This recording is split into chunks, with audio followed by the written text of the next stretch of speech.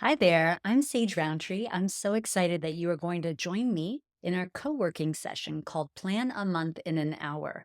It's key to my most recent book, The Art of Yoga Sequencing. And reading that book will be a really good way for you to prepare to plan an entire month's worth of lesson plans in an hour with me the first Tuesday of next month.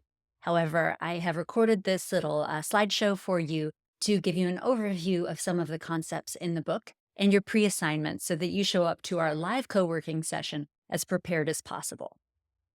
If you have any questions for me as you go along and get ready to meet live, feel free to reach out to me. My contact information is on this slide and on any page of my website. Why did I put this together? Why did I write the book? Why am I inviting you to be my coworker and plan a month in an hour? Well, because I think way too many yoga teachers spend far too much time and energy preparing for a class. Some teachers spend 2 or even 3 hours, sometimes more, preparing for a class that lasts half of that time or even a shorter amount of time. There's got to be a better way. This is not an efficient system, and it's not a great use of your time or your energy. On the other end of the spectrum, some yoga teachers just waltz into the room and say, like, what are the vibes? What are we working on today? That's not great either. That's not the best way for you to help your students develop a consistent personal practice that will help them feel better balanced and connected over time. I know that is what you want for your students, for them to receive all the benefits of yoga. And when you put in the right amount of planning, then you'll be able to offer that to them because you'll show up in the right space, in the right middle path, that middle ground where you've put some planning into what's about to happen in the course of the class. And you also are open to serving the needs of what your students need and want moment to moment. My overarching goal as a yoga teacher trainer is for you to feel relaxed and confident in front of your class. Because I know that when you feel like you're capable, you know what you're doing, you relax. When you relax, your students relax. And that's how yoga happens. So I hope that our time together and this book and all of my work is helping you feel more capable, confident, calm, and relaxed in front of your class to the benefit of your students. There's also one last little piece to this. This is simple math. If you can reduce the amount of time you spend planning for your class, you are increasing the net amount of income you earn for teaching that class. So if we can develop efficient systems to plan really well-balanced yoga classes for our students, everybody wins, as does your bank account. What I offer in the Art of Yoga Sequencing is a modular approach to planning, and a few different models help to bring this into our minds. One is this flip book. It's spiral bound, it's perforated, and it has a set of various monsters. You may have also seen this with like dress up dolls or animals. They come all as a unit, an entire outfit that goes together, or an entire creature, or an entire yoga class that goes well together.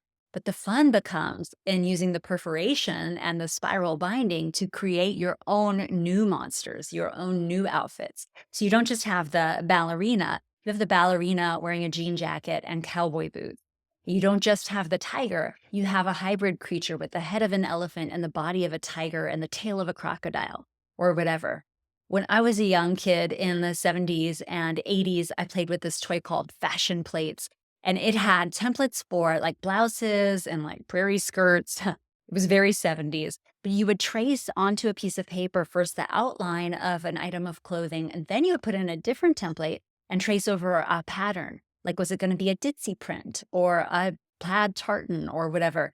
So this was a way to operate within some modular constraints while also expressing some creativity. I hope this is starting to let you feel how, oh, you can design your class like this. Another model I like to use is that of a prefix menu. Now, this is a menu from my husband's restaurant. I grabbed it, it was graduation weekend earlier this year. So here you are kind of locked in. You're getting one item from each course, first, second, and third, because it was a celebration weekend. But in general, the menu at Rue Claire is a prefix menu. There are also some a la carte items, and you don't have to have 3 courses off the prefix. You could just have the first and second, or just the third, or you can mix and match. So each of these pieces is a kriya. Kriya is a word that means a ritual, a set sequence, or a chunk. It is what would go on a plate at a restaurant. It is what would go on some part of your body. It's sold as an item in a dress shop. That might be a top, it might be a bottom, it might be even just an accessory, a transition that connects top and bottom. Sometimes your Kriya is a full dress and you're not changing up very much. Like your monster is complete from head to tail. But oftentimes you wind up flipping a lot more around in your class planning. And this is great. You can go either direction, and recognizing all of the ways that you could take your class is key to efficient planning because you'll have the structure in place and you'll also have the energy and the creativity to freestyle based on the students who are in the room. So here's what I think goes into a whole outfit or a whole meal. There's the opening of class, there's the standing portion of class, there's the mat portion of class, and there's the finishing portion of class. So that's like your 3-course meal plus dessert. Depending on whether you teach a full featured studio or gym class that lasts for 60 minutes, or whether you're creating content like a YouTube video that lasts 15 minutes might just represent one portion of this. It's like a yoga snack. You can take this in different directions as well. But that is the modular system that I expound on in the Art of Yoga Sequencing, and it'll be the basis for our co-working planning session. Within each of these courses, there is a through line of macronutrients. Your macronutrients are the pieces of nutrition that you can't go without. You can't live forever with no protein. You can't live forever with no fat. You can't live forever with no carbohydrates. Here I describe the 6, the 4, and the 2. Now, the 6 is something you already know. It is the 6 moves of the spine, namely flexion and extension, moving forward and moving back. You see that in cat and cow. Lateral flexion, moving side to side. You see that in the very common warm-up move where we do a lateral child's pose. And then round and round, movement in the transverse plane, like the thread the needle twist that usually goes along with those preceding poses as part of a warm-up in a yoga class. When we move the spine in these various planes of movement, we're keeping our spines healthy. We also need to be moving the bottom part of our body. The 4 lines of the hip is a phrase I believe I coined. Tell me if you've heard it elsewhere and predating my use of it. It is a simple way to describe the areas we need to target in the hip, which is the front and the back, the inside and the outside. There's no need to get more in-depth with it than that, but you could flexion and extension at the hip, adduction and abduction at the hip. The hip also has room for rotation. Those are our 6 moves of the spine. But a good, well-balanced yoga class is not going to be only just front and back poses. And please, it's not going to be only forward folds. It's going to be movement in each of these 4 lines. So front and back, inside and outside. And the 2 in the 6-4-2 model describes the 2 ways that you can target the core. One is articular movement of the core. That's your cat and cow, where each of the joints moving up your spine is moving independently, piece by piece. On the other hand, you can work your core with stabilization. That's your plank pose. And in order to up the ante there with stabilization, we start to hold the core steady while other parts of the body are moving. That would be your plank pose with a leg lifting or with an arm lifting, or to get really freaky with an arm and a leg lifting.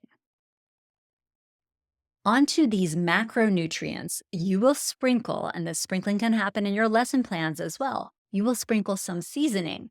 These are like your micronutrients. You've got vitamins and minerals. We've got some salt. Maybe we'll put an extra drizzle of olive oil on top of things.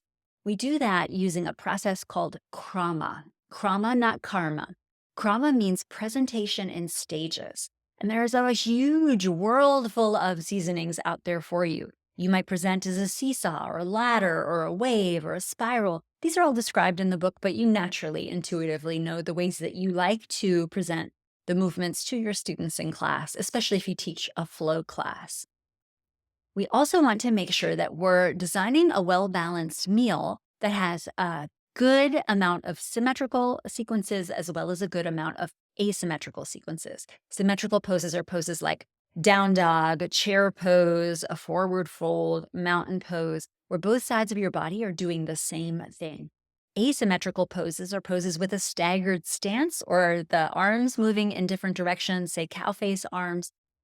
When we are thinking about putting together well-balanced sequences for our students, we don't want to skew too far in either direction.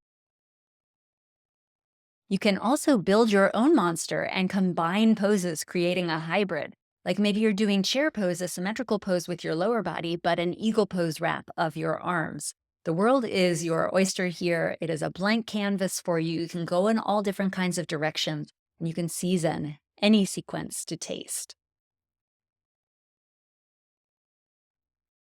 Now let's talk about your pre-assignment, how you're going to design your own yoga playbook. It might wind up looking very different from the art of yoga sequencing. That is the representation of my brain. That is my yoga playbook.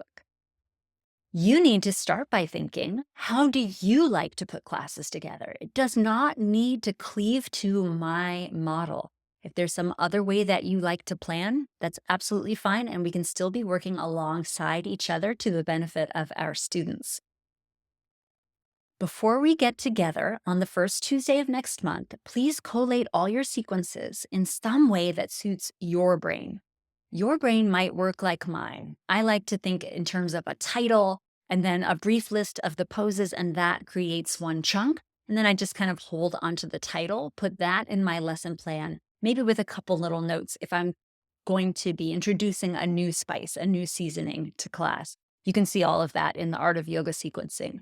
But maybe your brain works better like index cards in a recipe box, or your brain is sketching in your journal, or your brain is using a Notion database, or Google Sheets, or Excel, or who knows what. Maybe your brain is carving in wood and creating a wood press.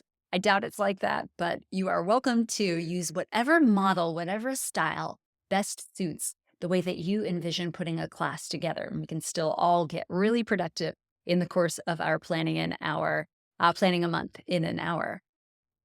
If you would like some extra credit, before we get together, look back over what you have been teaching so you can see where you've been in the last month or longer. And if you're like, wait, how do I know that? It is time, my friend, to start writing down what you teach in class. That's the whole point of what we're doing here. We're going to be writing forward what we're going to be teaching in the months to come. And after each of these sessions, I hope you'll go back and make notes about what you taught, how it went down with your students, what you might change for next time. If you want extra credit, then you might open a conversation with your students, survey them about what they find confusing, either about your class in particular, if you're brave enough to ask, or about yoga in general, where their pain points are, where they suffer, what their needs are, what they come to yoga for, and what they find helpful or useful in your class.